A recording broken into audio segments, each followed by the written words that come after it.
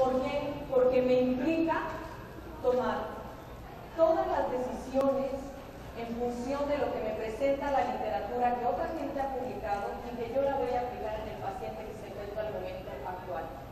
Dicen que no hay nada más terrible que la ignorancia, joven. De hecho, si hay algo que nos genera temor, es ignorar algo con respecto a los padecimientos que tenemos que manejar con nuestros pacientes. Yo creo que si hoy, cuando termine yo esta charla, todos nos vamos a la playa con nuestras familias y los que venimos solos, seguramente los que venimos solos somos los que estamos aquí. Les aseguro que cuando se vayan a la playa van a recordar que lo que hoy aprendieron les va a ser de utilidad el resto de su vida, porque el lenguaje que vamos a aprender y cómo lo vamos a aprender a interpretar es lo que nos va a permitir tomar esas decisiones. Miren, toda la literatura que existe basada en evidencias está catalogada por esta escala, por decirlo de alguna manera. Todos los artículos de nivel de evidencia 1, como son los metaanálisis, los ensayos clínicos controlados, digamos que son los estudios que tienen mayor nivel, de tal manera que las conclusiones derivadas de esos estudios son los que yo puedo asumir o integrar a mi práctica clínica con mucha certeza. ¿Sí? ¿Saben ustedes de esta escala que vemos aquí, de esta línea roja que va de arriba hacia abajo, dónde está la opinión de los expertos? ¿Quién me puede decir dónde está la opinión de un experto en esta escalada que vemos aquí? Quieren que aquí pongan atención al pointer del lado derecho. Miren, les voy a decir dónde está la opinión de expertos aquí. ¿Qué quiero decir con esto? Hoy no vienen a escuchar la opinión de Flora. Ya no se vale en un congreso de ninguna índole venir a dar opiniones personales ni experiencias personales. Lo que hoy tenemos que hablar como lenguaje por respeto a la audiencia es lo que dice la literatura basada en evidencia, es decir, lo que los científicos han hecho y publicado y que tiene buen nivel de evidencia como para asumir esas decisiones. Eso es lo que vamos a aprender el día de hoy. De tal manera que si yo estoy evaluando eficacia, no solamente en fármacos, si yo estoy evaluando eficacia en un tratamiento quirúrgico incluso, hay literatura publicada respecto de esos resultados. Se dice que una literatura con buena eficacia, sobre todo hablando de fármacos, es que el estudio haya sido o evaluado de manera ciega, es decir, no sabe nadie quién tomó el medicamento, ni el paciente, ni el médico que evaluó el resultado. Otra característica es que los pacientes son asignados de manera aleatoria, al azar, tanto al grupo placebo o al grupo del medicamento que estoy dando, o si estoy comparando dos fármacos, esa asignación es aleatoria, de tal manera que la misma probabilidad tiene un diabético y un hipertenso de estar en un grupo que estar en el otro. Esa es la característica de la aleatoriedad. Otra característica es que no haya pérdidas en el seguimiento de los pacientes mayores a 20%. Y otra característica es que hay un apego al tratamiento de los pacientes. Mientras mayor apego haya al tratamiento, es mejor ese tipo de estudio. Otra característica que hoy sí vamos a aprender, esa ya va a ser muy específica, es evaluar dos medidas de eficacia. Una se conoce como riesgo relativo y otra se conoce como intervalo de confianza. Estas dos medidas, e incluyendo también el número necesario de pacientes a tratar o NNT, hoy vamos a aprender a interpretar. Fíjense bien, en ortopedia vamos a hablar hoy de dolor agudo, porque dolor crónico, aparentemente todo el mundo sabemos manejar dolor crónico, pero vamos a hacer algunas precisiones en relación al dolor agudo. ¿Qué duele en ortopedia? Todo fregadazo bien puesto, eso es lo que duele en ortopedia. Y estos pacientes los vemos con mucha frecuencia, sobre todo son más lesiones asociadas al deporte, ¿sí? Todas las lesiones asociadas al deporte. A lo mejor esto no duele tanto, pero les aseguro que es muy incómodo, ¿no? Vean nada más todas las lesiones asociadas, y yo no le puedo decir a este cuate, ¿sabes qué? Tómate tu paracetamol y se te pase el dolor, salivita porque se te va a quitar el dolor en los minutos. Yo tengo que ser muy efectivo con mi tratamiento farmacológico, porque cuando hablamos de lesiones agudas, esto es terrible. Y como dijera la comadre de esta señora, tiene 5 minutos para quitarle la mano de ahí, ¿no? Decían con que si es cierto que lo puso el toro, dicen que no, que nomás eso le faltó al desgraciado, ¿no? ¿Creen que duela esto? Sí, sí duele, vaya que duele. Entonces, dolor agudo es importante que yo lo controle. Fíjense bien lo que dice la literatura basada en evidencia. La literatura dice que si yo pretendo calificar una adecuada respuesta al dolor, mi paciente debe experimentar por lo menos 50% de disminución de ese dolor en relación a la intensidad original. Generalmente esto es medido por escala visual análoga. Si yo no logro ese 50% de mejoría, me estoy quedando corto con el tratamiento que estoy instituyendo con los pacientes. Por eso, en en medicina basada en evidencias, calificando los artículos, hablamos de tres cosas. Si yo quiero decir que es un artículo de calidad, tengo que fijarme que no tenga errores. Ustedes van a ver en la literatura que el error viene como vías. Puede haber error en la selección del paciente, puede haber error en la técnica para aleatorizar a mis pacientes, puede haber un error en la metodología, puede haber un error al evaluar mis resultados. Todo esto son errores atribuibles al diseño experimental de un estudio. Otra característica que le tengo que evaluar, que si yo reflejo una validez muy sólida en mi estudio, entonces podemos decir que los estudios sí nos están proporcionando lo que nosotros deseamos saber. Y lo último, el tamaño. ¿Qué quiere decir? El número de población. Desde el cálculo del tamaño de muestra, aquí tenemos implicaciones para hablar de estudios donde la información que me están proporcionando me tiene muy tranquila de que es real. Ustedes saben que existen muchísimos fármacos en el mercado y tenemos que tomar en cuenta desde el momento en que me tomo el medicamento hasta que tengo el efecto, porque quedamos que en dolor agudo sí es importante el tiempo de acción, como es importante la vida media, cuánto tiempo permanece con vida plasmática adecuada en sangre el fármaco, ¿sí? Y la otra cosa, que independientemente de que todos los analgésicos, su efecto principal es ese, sabemos que los antiinflamatorios sí tienen un efecto potente analgésico en horas que podemos medir y que dependiendo del efecto en horas yo tengo que meter analgésicos de rescate o combinar fármacos. De tal manera que, ¿qué es lo que pretende? Que si nosotros no conocemos la verdadera eficacia de lo que estamos teniendo en las manos y que estamos soltando en la pluma en una receta, pues ahora seamos muy críticos de lo que vamos a hacer.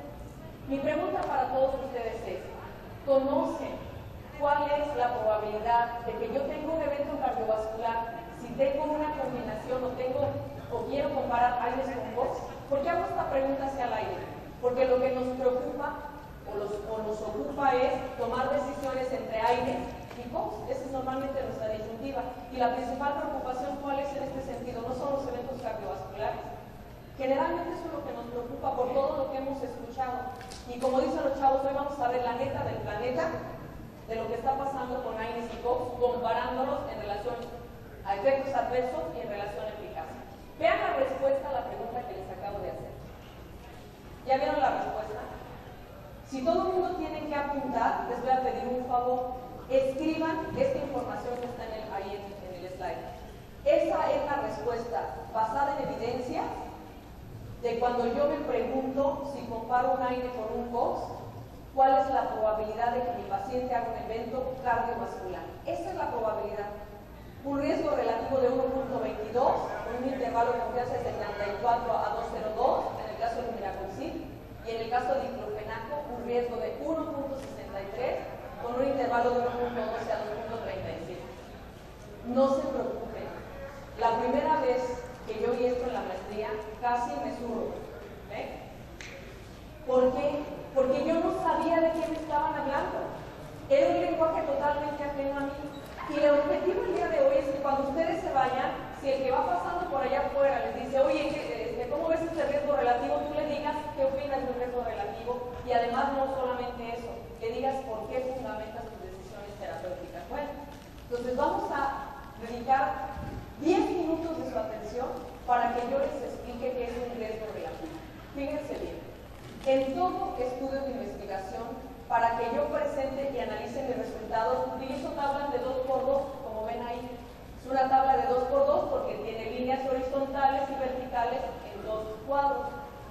Ustedes van a ver que donde dice efecto, me refiero a los pacientes que tienen o no tienen dolor.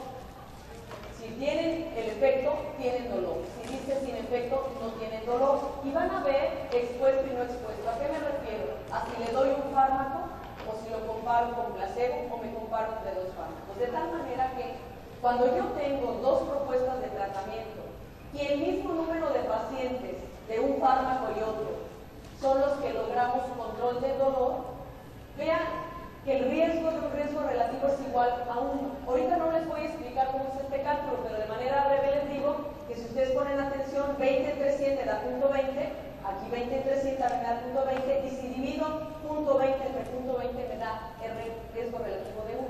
De hecho, así es como calculamos los riesgos relativos. Son una diferencia, dividimos el valor entre un grupo y el otro, es una división. Cuando encuentren un artículo que les presenta un fármaco con un riesgo relativo de 1, eso y el agua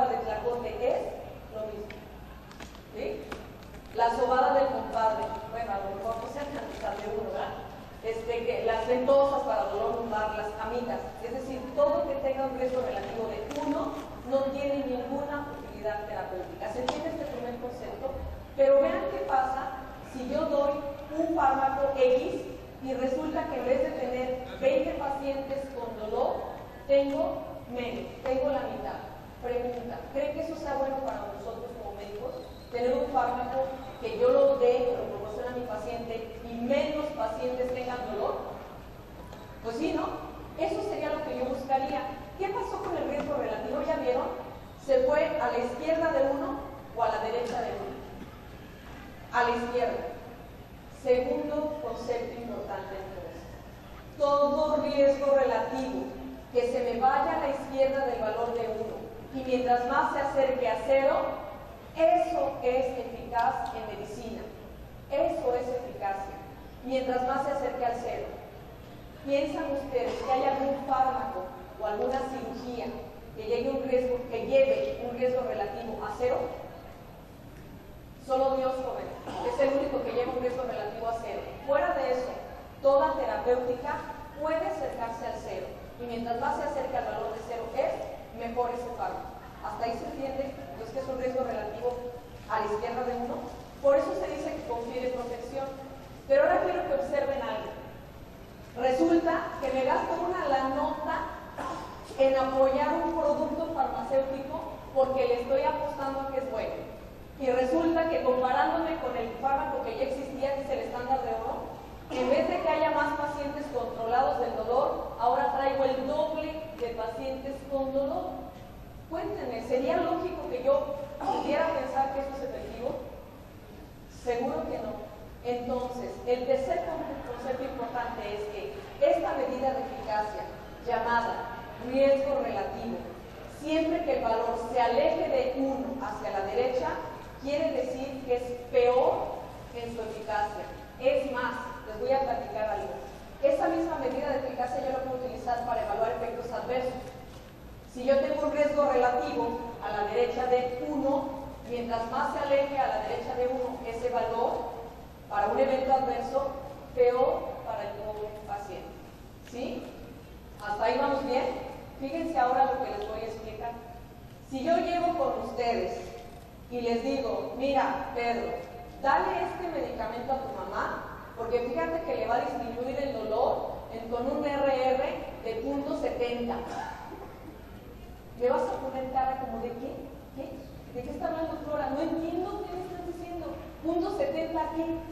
Bueno, les voy a explicar cómo interpretamos un riesgo relativo de manera sencilla. Quiero que se fijen que abajo de donde dice protección y riesgo tenemos dos fórmulas y que les voy a pedir de favor que las anoten, porque son fórmulas simples, babosas diría yo, que les van a ser de gran utilidad. Vean la fórmula cuando estoy evaluando lo bueno que hace un fármaco, y es la fórmula de protección. Ustedes van a ver que la fórmula dice 1 menos RR por 100. ¿Cómo se llama todo lo que multiplico por 100? Porcentaje, ¿no? Bueno, si yo le explico a alguien en términos de porcentaje, es más fácil que me lo entienda. Vean cómo voy a aplicar la fórmula. ¿Se acuerdan cuál era el valor del riesgo relativo cuando era algo bueno en mi paciente? Me salió en 0.5. Me voy a regresar un poquito para que vean. Cuando yo tengo un efecto bueno, como ese de protección, me salió el valor de 0.5. Voy a aplicar la fórmula bien. La fórmula dice, perdón si les doy un poquito la espalda, ahí sí se ve. 1 menos el RR, ¿sí? Y lo multiplico por 100. Si yo ahí tengo un valor de 0.5, ¿cuánto es 1 menos 0.5? 0.5, ¿están de acuerdo? O 0.50. Y si yo lo multiplico por 100, le hacemos como le hacemos en la primaria. Si multiplico por 10, le recorro el punto un lugar, y si multiplico por 100, pues 2 lugares, ¿no? Entonces, ¿cuánto es? 50%. Fíjense entonces, en este caso, ¿cómo explico la eficacia del fármaco? Pedro, le vas a dar este fármaco a tu mamá porque les va a disminuir el dolor, la intensidad del dolor, en una probabilidad de 50%. ¿Verdad que eso sí se entiende? En cambio, si yo digo 0.5, pues 0.5 ¿de qué? Pero si te digo 50%, claro que se entiende el concepto. Ahora, vean la diferencia de interpretación de un riesgo relativo a la izquierda de 1 cuando yo traigo un riesgo relativo a la derecha de 1. Puedo ver aquí la presentación. Cuando yo tengo ahora a la derecha de 1, la fórmula cambia. Si mi riesgo relativo es mayor de 1, ¿cuál es la diferencia en la fórmula? Es que solamente invierto el orden. Primero pongo el RR, luego le resto 1 y luego lo multiplico por 100. Ya vieron, ahí está la fórmula. Si ustedes ponen atención, ahí está la fórmula. Bueno, vamos haciéndolo. ¿Cuánto me salió de riesgo relativo en el segundo ejemplo? Me salió 2, ¿no? ¿Cuánto es 2 menos 1? 1. Si lo multiplico por 100, ¿cuánto me da? 100 por 100. ¿Qué quiere decir esto? Que yo puedo tener ese efecto adverso, vamos a poner el ejemplo de un efecto adverso, ¿en cuánto? En 100%, ¿sí? O una vez más del resto de los pacientes. Así es como interpretamos riesgos relativos a favor y en contra. ¿Se entiende hasta aquí entonces? Fíjense cómo solamente he explicado riesgo relativo. Ahora vamos a hablar de intervalos de confianza. Pongan atención a este punto. Un intervalo de confianza es un valor más chiquito y más grande del valor del riesgo relativo, uno más pequeño y uno más arriba. En el caso de lo de eficacia, que quedamos que eficacia es todo lo que se acerca al valor de 0, quiero que pongan atención a ese intervalo de confianza. Yo tenía un riesgo relativo de 0.5, ¿lo recuerdan?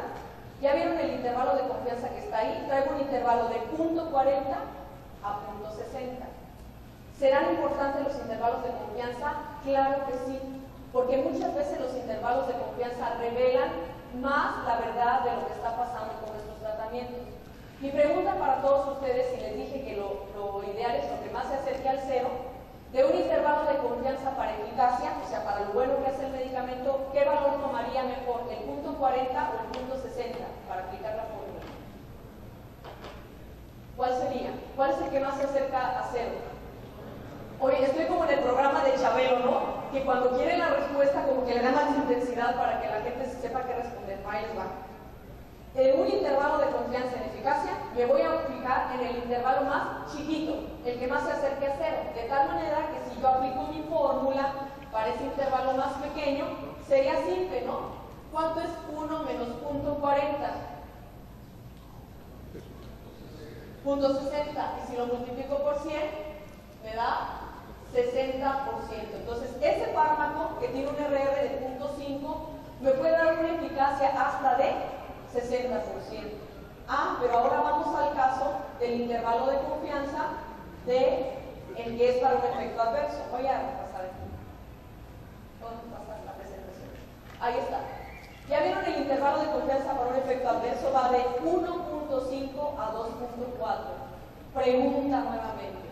Si ahora estoy evaluando lo malo que hace ese fármaco, del intervalo de confianza, ¿qué valor me interesa? ¿El que se aleja más del 1 o el que está más cerca del 1? El que se aleja más, porque ese es el que tiene el peor resultado, que en este caso es 2.4. ¿Cómo aplico la fórmula? Ahora al revés. Primero pongo el 2.4, le resto 1. ¿Cuánto es 2.4 menos 1? 1.4. Y si yo lo multiplico por 100, ¿qué quiere decir? Que me da 140% de probabilidad de tener X efecto adverso. ¿Hasta aquí se entendió lo que es un riesgo relativo? Esto, jóvenes, que acabamos de aprender en 10 minutos, es el lenguaje de hoy para evaluar eficacia de tratamientos quirúrgicos y no quirúrgicos en medicina. Por eso es importantísimo este concepto. Vamos a ver entonces qué dice la literatura. ¿Qué pasó?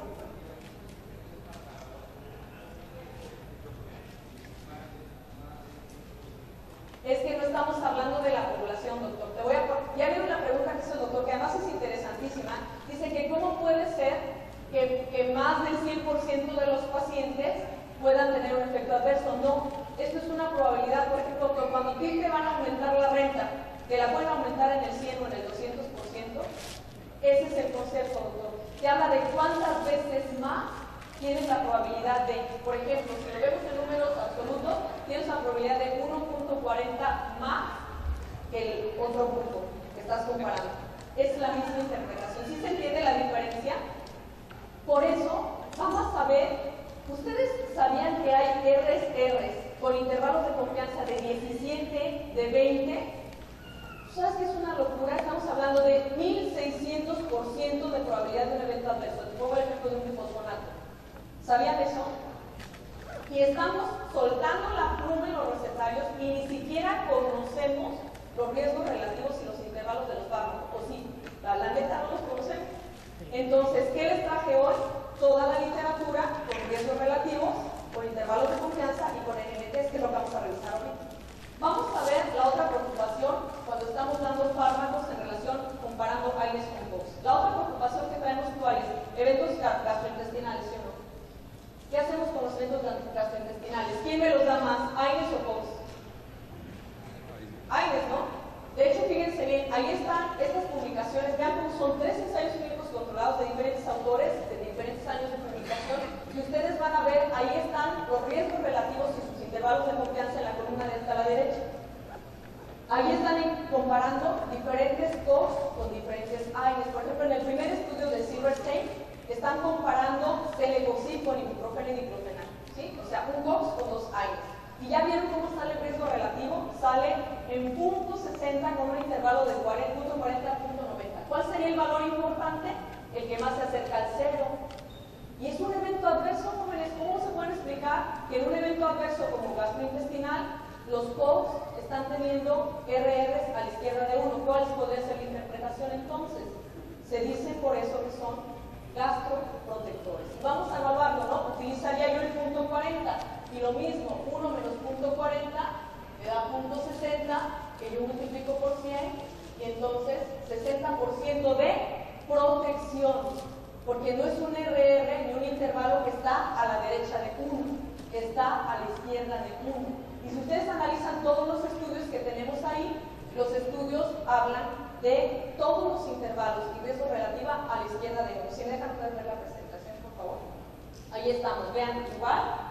Para la presentación de Snitzer, la de Barab, que era la publicación Marca de Ciencia en 2007, comparando el toricoxib con diclofenaco, nuevamente el 0.43 sería el valor más relevante. Vean la diferencia con los AINES. ¿Ya vieron cuál es la probabilidad de hacer eventos gastrointestinales e incluso úlcera no complicada? ¿Qué opinan de ese 5.3 con un intervalo de 4.2 a 6.7? ¿Ya entendieron el concepto? ¿Qué valor voy a tomar para aplicar la fórmula? ¿El 5.3, el 4.2 o el 6.7? El 6.7 porque es el que más se acerca de 1. Y entonces pongo 6.7 menos 1, ¿cuánto me da? 5.7. Y si lo multiplico por 100, me da, recorro 2 en lugar, ¿cuánto me da? 570% de probabilidad de hacer un efecto, en este caso de úlcera no complicada por AINES. Por eso, ¿qué hacemos cuando doy un AINE? Que no puedo soltar la pluma nomás con el aire. ¿Qué le pongo? Un gastroprotector. ¿Estamos de acuerdo? Un RR de esta magnitud con un gastroprotector baja, no tanto como un COX, pero por lo menos baja ese riesgo relativo y ese intervalo cuando yo agrego un gastroprotector. ¿Se entiende entonces por qué es importante que nosotros manejemos estos términos?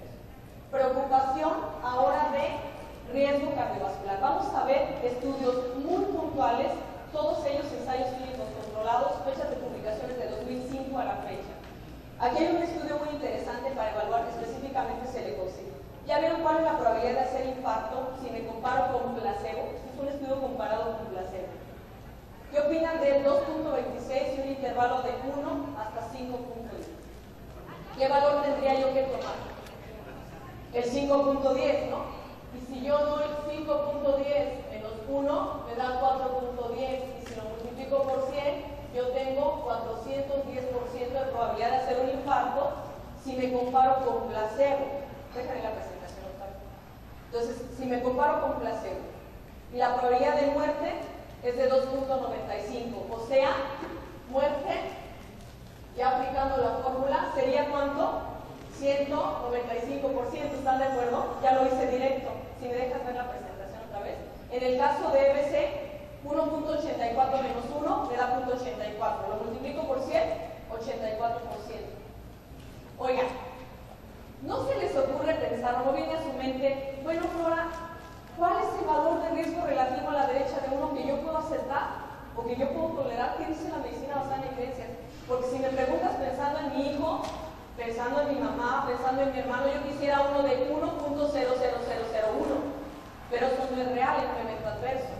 Dice la literatura basada en evidencias que yo puedo tolerar hasta 1.30, no porque sea lo ideal, o sea que estamos hablando del 30% de eventos adversos, ¿sí? Vean lo siguiente, esto fue comparando con placebo, pero si yo comparo el mismo celecoxib con otros fármacos como son ibuprofeno, paracetamol y diclofenaco, vean cómo el riesgo relativo baja un poco. ¿Por qué? Porque tengo valores muy altos comparados con placebo y valores medianos comparados con otros AINES. ¿Por qué piensan? Porque esos AINES también tienen efectos adversos cardiovasculares. Pregunta para todos antes de que nos vayamos hasta poco. ¿Quién considera que tenga más efectos adversos los AINES? Levante la mano, nomás por curiosidad. Más efectos adversos los AINES. ¿Y quién piensa que son los COX-2 que tengan más efectos adversos cardiovasculares? Está como dividido el público. Vamos a ver entonces la verdad de esto, ¿no? Ahí está la respuesta, jóvenes. Ahí está la verdad de lo que sabemos de eventos cardiovasculares comparando AINES con COX. Pónganles un minuto de atención y díganme. ¿Ya vieron que traigo 3 inhibidores de COX-2 y 3 AINES? De hecho, ya se explicaron que traigo los más frecuentes AINES utilizados, ¿ya lo vieron? Y los que dice la literatura con los que yo me tengo que comparar porque son el estándar de oro. Naproxeno 1 y por uso diclofenaco, por uso frecuente. Esos son los dos comparadores como estándar de oro para AINES. ¿Ya vieron los resultados? ¿Se los imaginaban siquiera? Vean cuál es la probabilidad de que tengamos eventos cardiovasculares con... ¿Cuál es el más bajo de ellos? El toricoxib. Ahí vamos. ¿Cuánto es 1.13 menos 1? Punto 13. Y si lo multiplico por 100, me da 13%. ¿Cuáles son los dos que tienen mayor efecto adverso? Esta es la presentación. ¿Cuáles son? Ibuprofeno y diclofenaco. Miren, yo he ido en el hospital donde trabajo. Sí tengo compañeros aquí del 20 de noviembre, no vino nadie. Dijeron, no, es que va Flora, ¿por qué vamos? Fíjense bien, si yo he tenido y he escuchado que dicen, no, este paciente es cardiópata, mejor dale diclofenaco, ¿o no? ¿Sí o no que lo hemos escuchado? No, es cardiópata, mejor dale ibuprofeno. ¿Ya vieron la respuesta? ¿Cuánto es 2.37 menos 1? Esto es 1.37, ¿sí? Y si lo multiplico por 100, me da 137%. ¿Quedamos claros entonces en el concepto? Tenemos una idea equivocada de cómo estamos considerando los efectos adversos para manejar dolor e inflamación. Estamos un poquito erróneos en los conceptos en este sentido. Vean, esta es una publicación de 2011. Sé que está muy cargada, pero estamos hablando de infarto al miocardio. Y si ustedes ponen atención, ¿sí?, a los valores que están a la derecha de uno, por ejemplo, en el caso de celecoxib, traemos como máximo valor de 1.8, que es más o menos algo parecido del estudio de 2006, 2011, publicaciones recientes. Si comparamos, por ejemplo, el toricoxib, no traemos valores a la derecha. No traemos valores a la derecha de 1. Si comparamos con miracoxib, tenemos un valor de 2.15. ¿Ya lo vieron? Estos son los reales efectos cardiovasculares, ya son actualizados. Ya, por ejemplo, valdecoxib tenemos un valor máximo de 1.9. ¿Sí? Si comparamos acá hasta Lumira, ya lo habíamos comentado, trae un valor máximo, por aquí estaba en el slide anterior. ¿Sí? Y vean, para eventos cerebrovasculares o eventos vasculares cerebrales, también traigo valores. Cuando mucho traigo el celecoxib, traigo 1.2. Traigo, por ejemplo, el umiracoxib 1.4, estamos hablando entonces del 40% de probabilidad. Ya vieron cómo en realidad, como que estamos pensando que traemos más efectos adversos de los que en realidad existen. Y un último concepto que les voy a enseñar hoy, se llama NNT. Ya vieron que la tabla es la misma. La única diferencia es que en lugar de dividir, ahora voy a hacer una resta. Y el famoso NNT en interpretación es lo siguiente. ¿A cuántos pacientes le tengo que dar esta pastillita para que uno de ellos tenga el efecto que deseo, que es control del dolor? Se dice que mientras más chico sea el NNT, entonces es más eficaz el fármaco, ¿sí? Eso es lo que dice la literatura basada en evidencias. Por eso se dice que un NNT de 2 o menor, esos son los fármacos eficaces. Mientras más grande sea el NNT, quiere decir que el fármaco es menos eficaz. Esa es la respuesta. Entonces vamos a analizar lo que dice la literatura basada en evidencia. ¿Conocen la tabla Oxford? La tabla Oxford es una tabla para dolor agudo, aunque se utiliza principalmente en dolor oncológico, la hemos aplicado o se ha aplicado tradicionalmente para evaluar la eficacia en fármacos. Quiero que vean los diferentes fármacos, vean cómo hay analgésicos, hay combinados, hay antiinflamatorios, y lo que necesito evaluar, que sean los fármacos que estén más cercanos al valor de 1. Y vean esta publicación, estamos hablando, una más reciente todavía que es la de 2007, quiero que vean los NNTs, insisto, mientras el NNT sea más cercano a 1, ese fármaco es eficaz. Vean cómo aquí es diferente el riesgo relativo a NNT. El riesgo relativo es lo más cercano a 0. Y en NNT es lo más cercano al valor de 1, porque es un concepto diferente y su fórmula se aplica de manera distinta. Les trajo este ejemplo, les voy a decir por qué. Porque, bueno, yo, los pacientes que más veo en el Hospital 20 de Noviembre y en privado son pacientes de dolor lumbar, ¿sí? Quiero que vean esta tabla, es bien interesante. Ustedes van a ver en la parte del centro el valor de 0 y todo lo que está a la izquierda quiere decir que es superior a placebo. Y todo lo que está a la derecha quiere decir que es inferior a placebo. Se van a ir de espaldas cuando vean esto. ¿Ya vieron dónde están catalogados los analgésicos? Aquí están los analgésicos. ¿Ya vieron dónde están catalogados los analgésicos? Están como que apenas pasando tantito la raya en comparación con el placebo. Y miren dónde están los antiinflamatorios no esteroideos. Igual, muy cerquita la línea del valor de 0. Los relajantes musculares.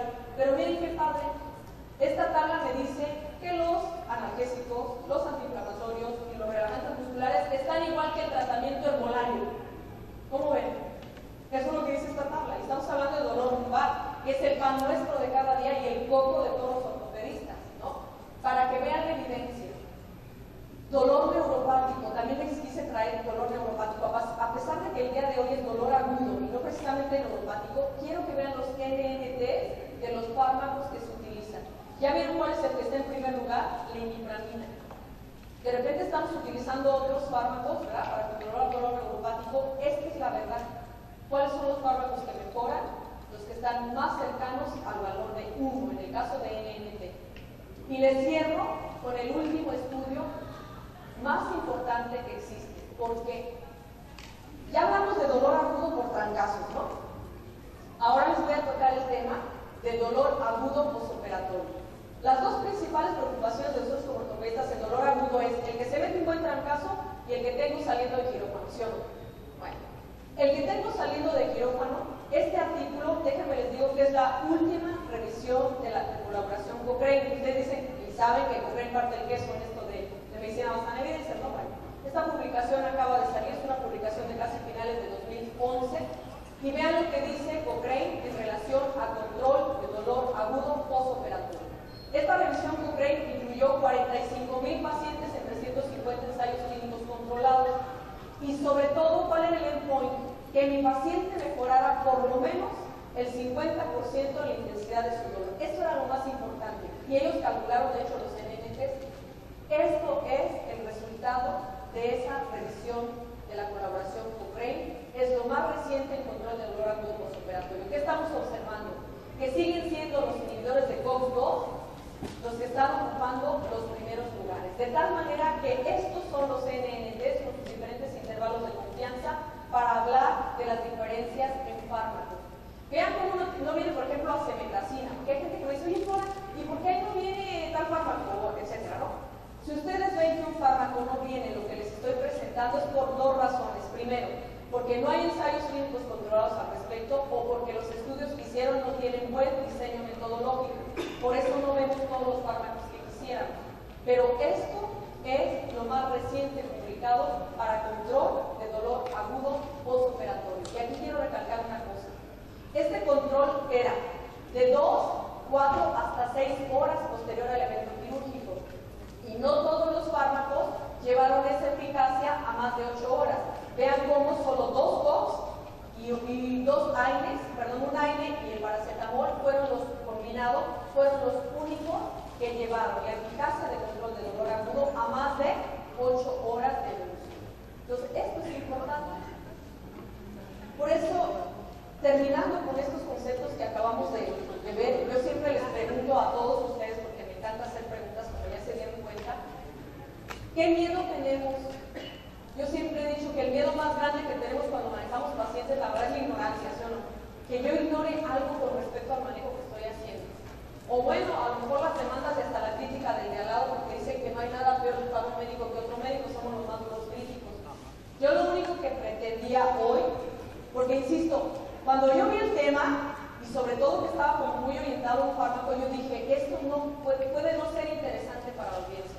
Pero yo espero que el concepto que hoy aprendimos, la cara del perro, que se la pongan aquí, a la situación que ustedes quieran, al temor que ustedes quieran, fundado o no, al menos hablando de medicina basada en evidencia y hablando de nuestra práctica clínica, yo espero que después de lo que hoy aprendimos, ese temor, la verdad, se vaya muy lejos de todos nosotros. ¿Por qué? Porque si ustedes analizan lo que espera un paciente de nosotros, porque además por eso viene contigo, es porque te tiene plena y absoluta confianza. Él piensa que eres lo mejor del mundo.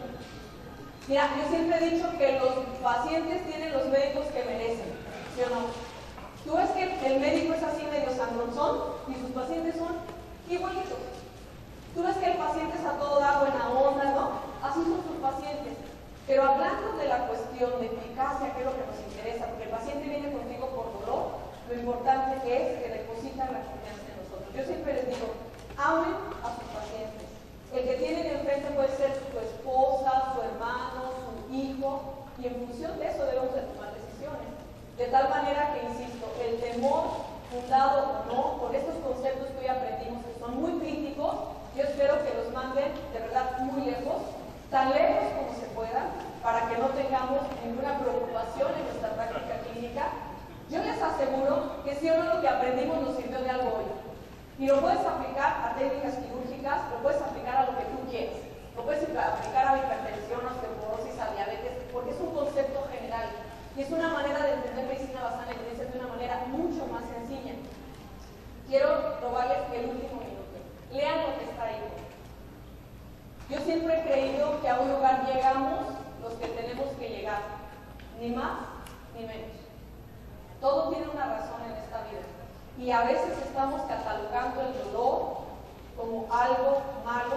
Yo a mis pacientes les digo, Juanita, Pedro, quien sea, el dolor forma parte de la vida, porque la vida es lo bueno y lo malo, pero también les enseño a valorar el verdadero significado del dolor, porque además yo creo firmemente que nada en nuestra vida, ni en la vida de los pacientes, pasa por una casualidad.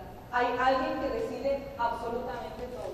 Él nos regala la vida, nos regala la salud, la familia, el trabajo, nos regala todo. Y a veces los médicos estamos pensando que curamos pacientes y ¿saben qué? No. Sí intervenimos, claro que sí. Es nuestro deber profesional y ético prepararnos bien, pero la realidad es que no decidimos todo. ¿Sale? Entonces, yo creo que saben quién es el doctor Gerardo Rodríguez Duarte. Yo siempre doy una plática en donde sea. Reconozco el valor de mi maestro, que él me enseñó lo de columna, pero esto es lo que Flora cree y la razón por la que hoy vino, y dejé a mis chamacos en casa y en exámenes de la prepa y otras cosas, ¿no?